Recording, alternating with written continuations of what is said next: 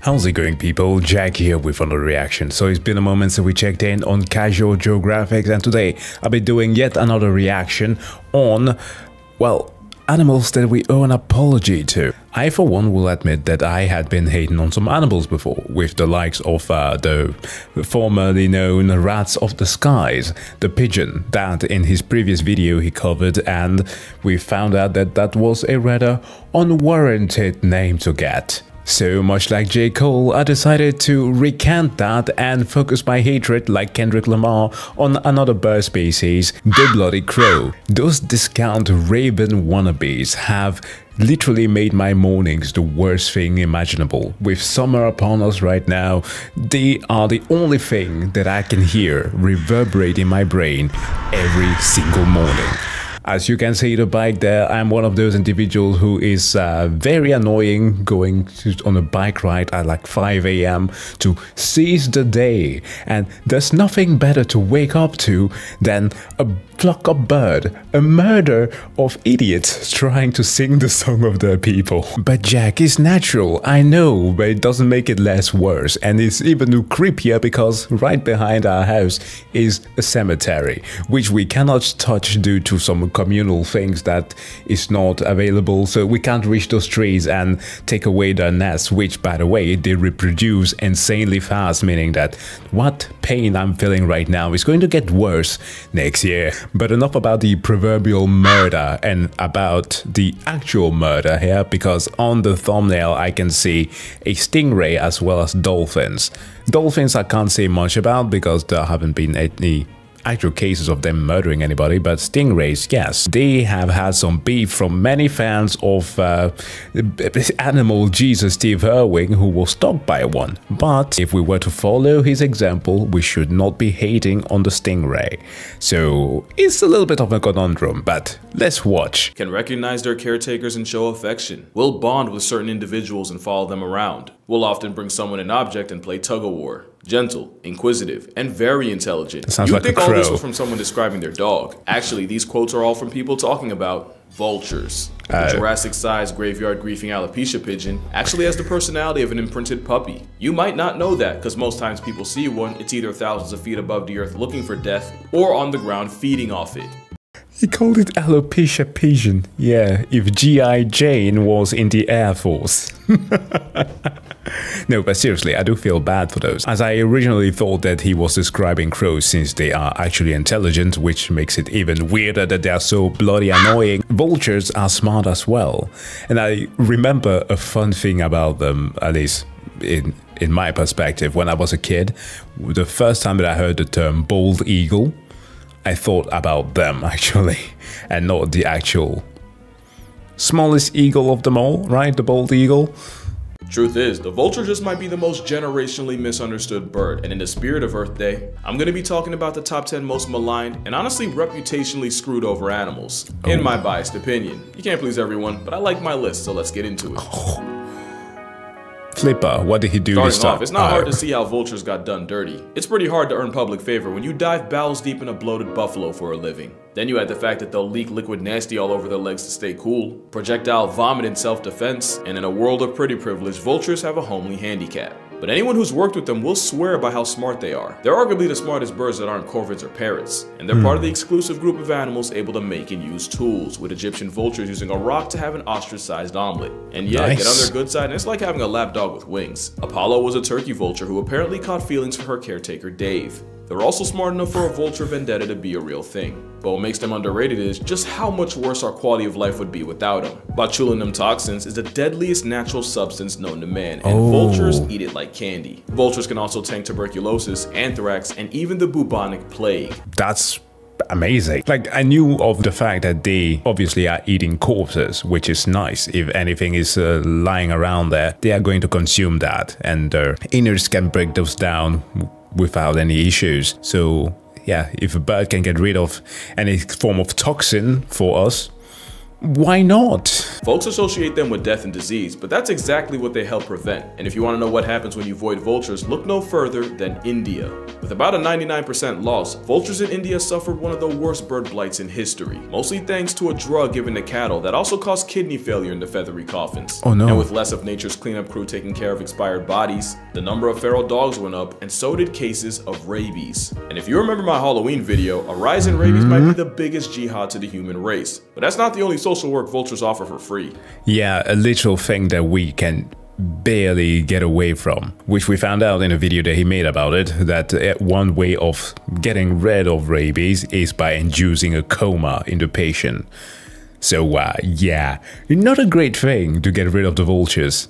They might not be that kin looking, but they do serve a purpose. The turkey vulture's nose is so OP, they've actually been used to help find gas leaks, with engineers putting special chemicals in pipes. And with them being more corpse happy than a necro in a morgue, many places rely on vultures as alarms against poaching activity. Unfortunately, the poachers started to catch on and have been murking the snitch tweeties by the hundreds, even the ones that are endangered. Worst part is, they're pretty easy targets because it's hard to hide when you're part-time in the sky, and there's no witness protection for a sewer stork. Pretty easy to victimize when you're vulnerable and easy to track, and these are vultures we're talking about. It's not like they have cloaks or camouflage or a VPN. And you know, that last one would actually help a lot since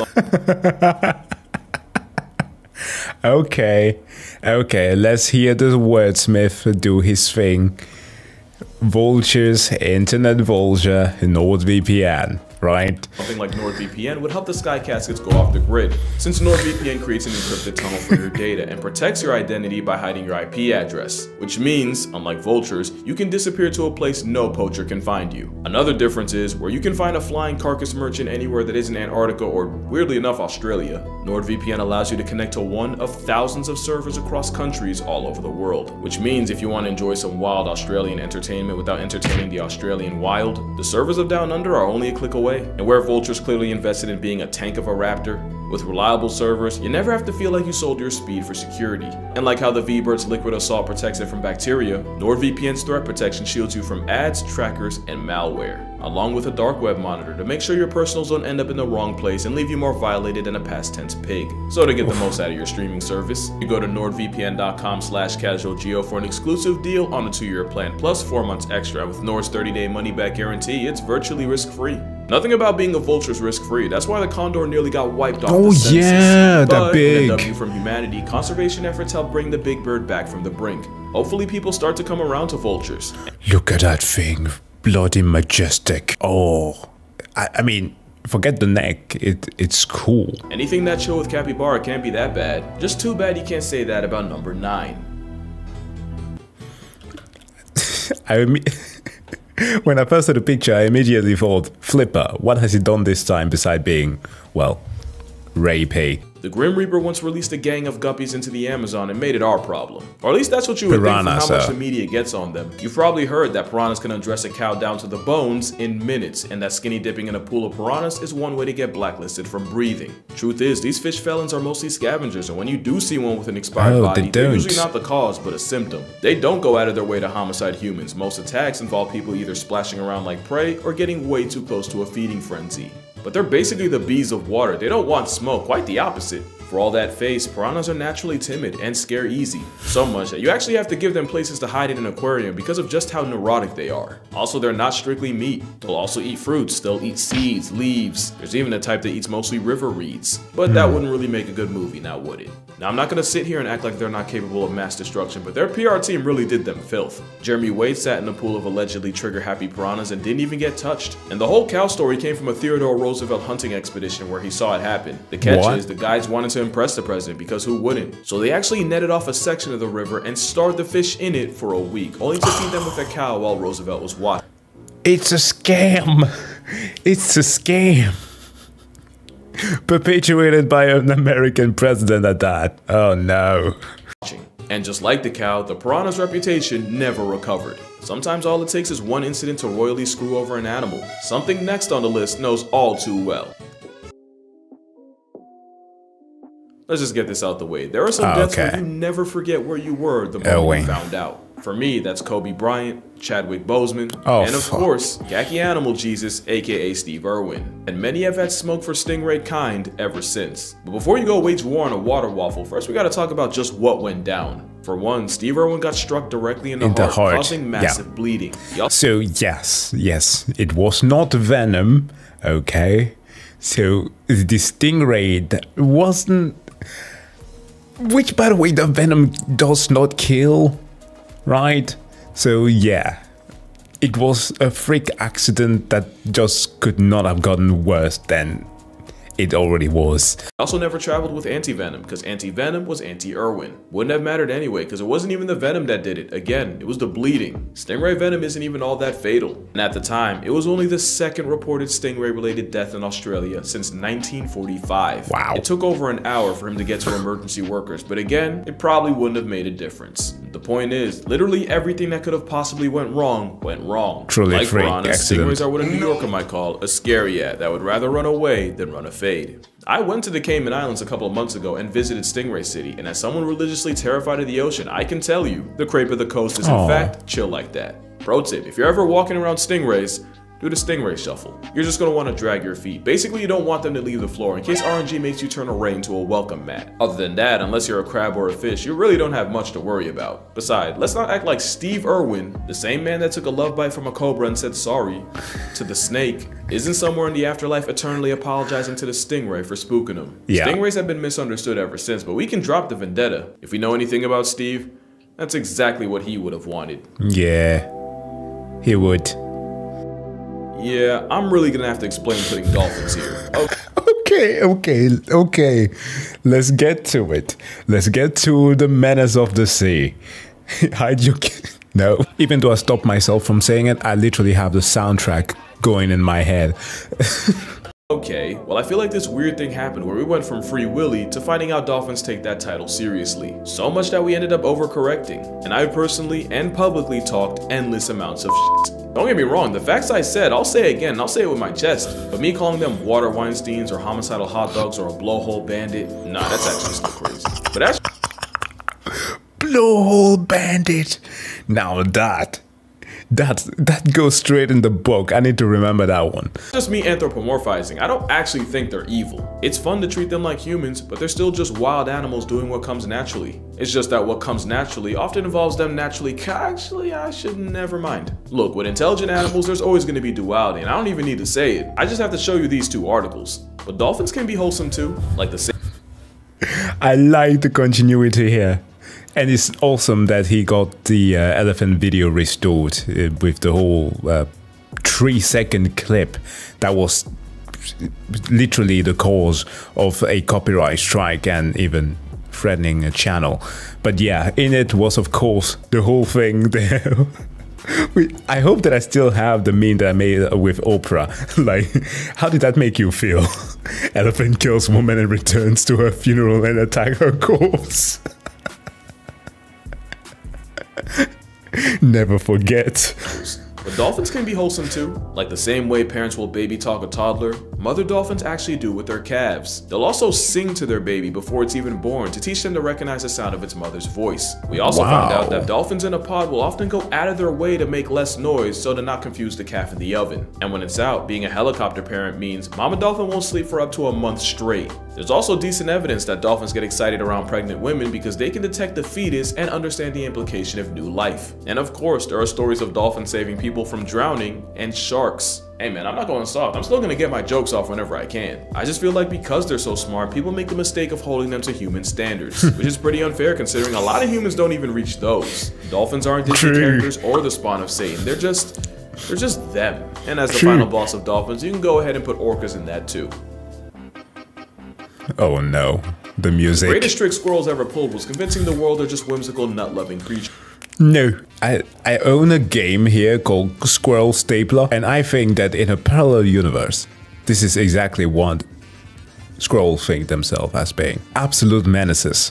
When they're actually rodent psychopaths profiting off pretty privilege. They'll eat things like baby birds, baby bunnies, and even snakes. And each other. Squirrels are also part-time cannibals, with males that'll seek and destroy any pups, only to get with the mother of the kids they just murked. Let's not forget that time a group of squirrels dismembered a dog for barking too loud. Also, the number of squirrels with manslaughter charges is higher than you think. It's estimated that chew-happy bushtails cause up to 30,000 fires a year, not only costing millions in damage, but likely barbecuing human collateral in the process. There was even a time a squirrel damaged the electrical system of a complex with NASDAQ, freezing computers and crippling the market for over an hour.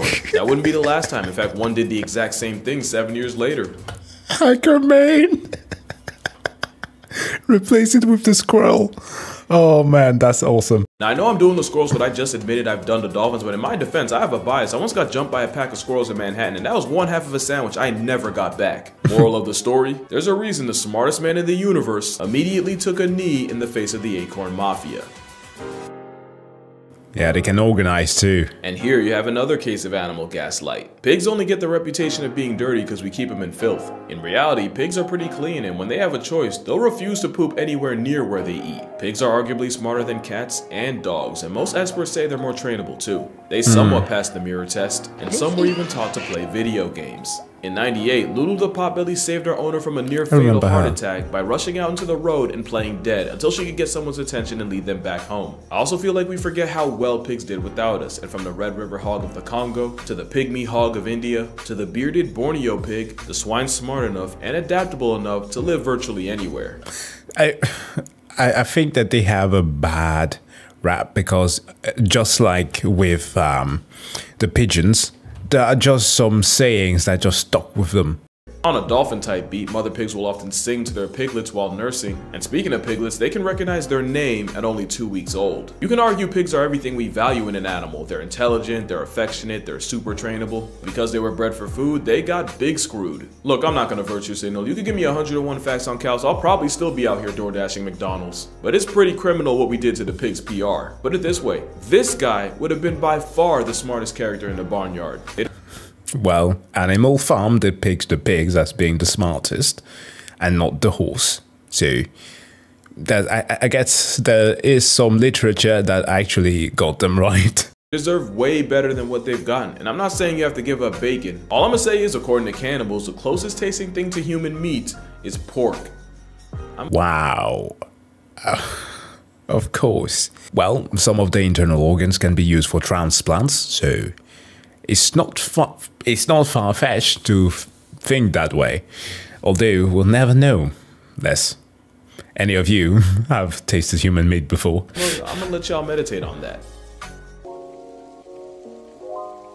Rats are number 4, and almost entirely because they got blamed for the bubonic plague when the main carrier of the lice and fleas that caused it was likely humans themselves. Yes. My theory is rats are found in cities, and cities are usually dirty, so we often see all rats as dirty. In reality, rats are constantly cleaning themselves. In fact, one of the ways they bond is by grooming each other. It's called allogrooming. Speaking of bonds, rats can often form emotional ones with humans, and anyone who's had a rat will tell you, at some point they'll try to groom you like you're a giant rat. Rats can also provide a public service, with many African poached rats actually being trained to sniff out tuberculosis. The same species has been used to sniff out hidden landmines, and not only can they cover the ground in 20 minutes that would take a trained human days, they can obviously walk across the mines without going back to ground zero. Wow, that's impressive. Man, if they had time, that's what they should have employed in Vietnam. Just saying.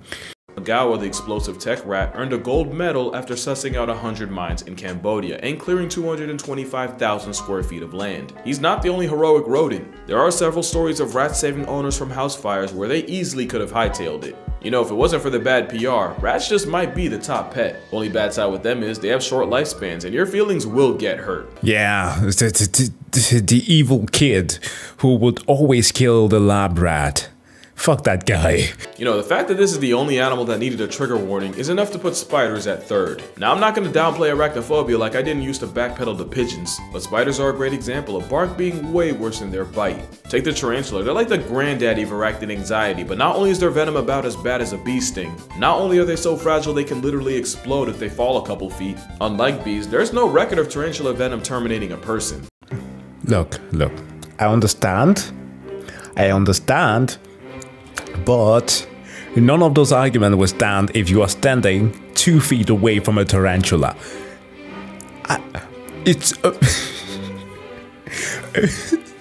It feels like a heavy shadow walking across the room. Of course, there's thousands of types of tarantulas, and some are more of a geode than others. But then you have the ones that adopt frogs as nannies, with the frog eating all the insects that could grief the spider's eggs, and the frog getting an 8-legged bodyguard. Truth is, there's about 50,000 species of spiders seasoning the earth, and less than 0.1% of them are a legitimate threat to your life.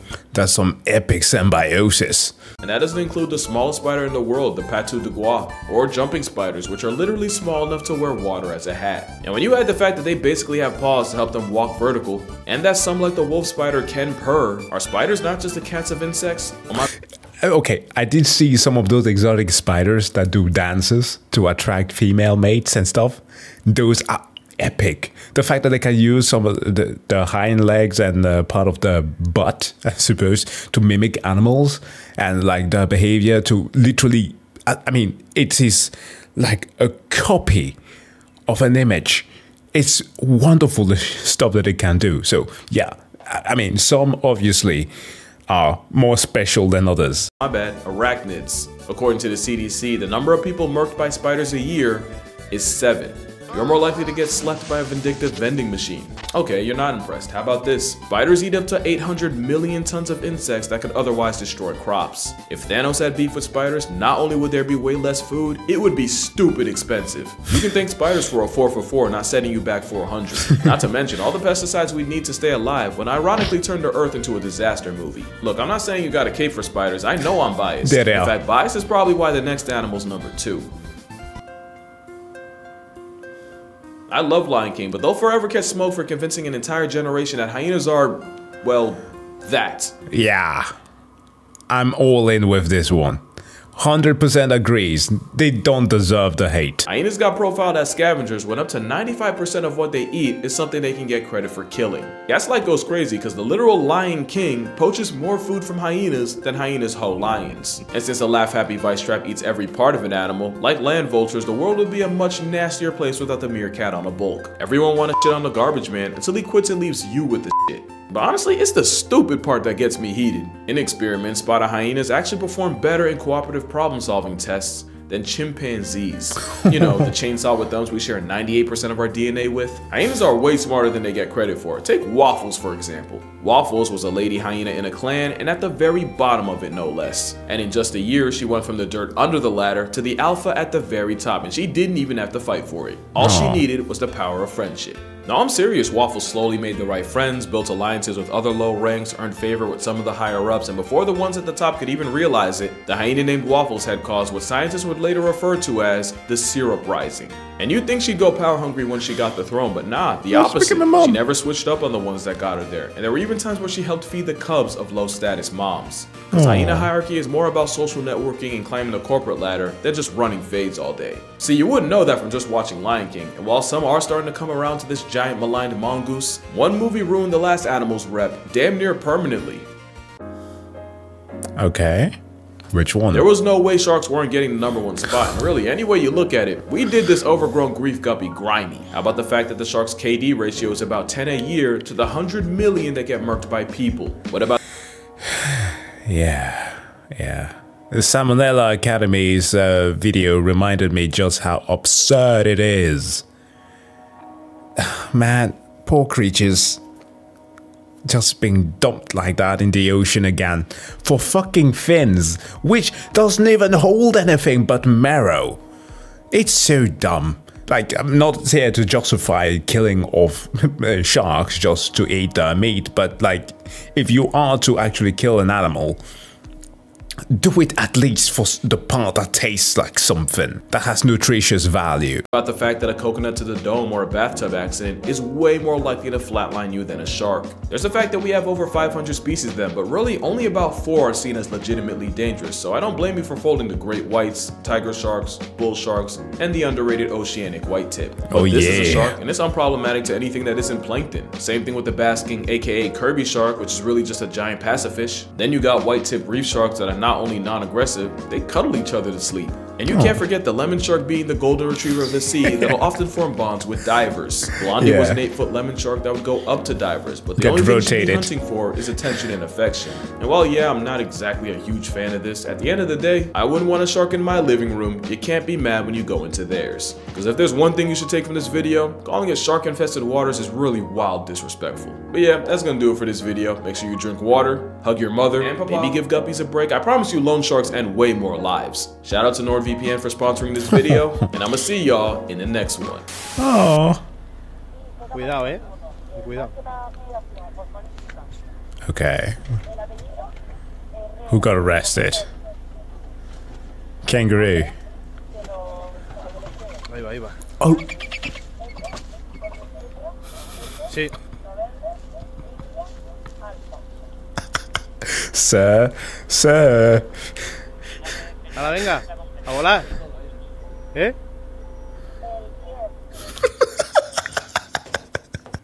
That vulture was certainly perplexed. What is going on? I'm usually seen as a literal menace. Why am I being released by the popo? They never do this. Not even to those bipeds. Oh, that was a nice ending there. Oh guys, thank you so much for checking out this video. As always, please do make sure to go and subscribe to Casual Geographic. And of course, if you like this reaction, don't forget to hit that like button. And as always, stay hydrated and see you guys in the next one. Bye.